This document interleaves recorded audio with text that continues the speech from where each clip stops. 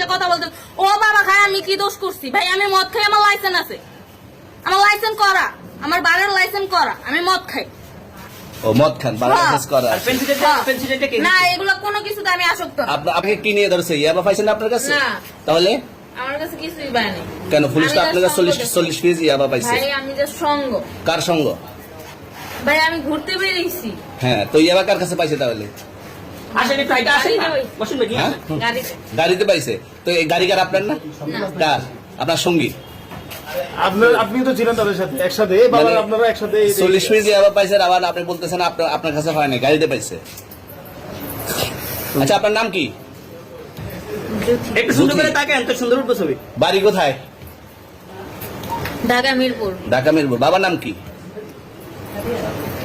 বাবার নাম বলা লাগবে? হ্যাঁ, বলেন কি না বাবার নাম বলেন? রহমান। রহমান। মায়ের নাম? পারুল। পারুল। এই ব্যবসা কতদিন করেন? এই আজকের থেকে শুরু। আজকে থেকে শুরু। আর কতদিন চলবে এরকম, কতদিন চলবে না এই তবে ব্যবসা? থেকে তোদের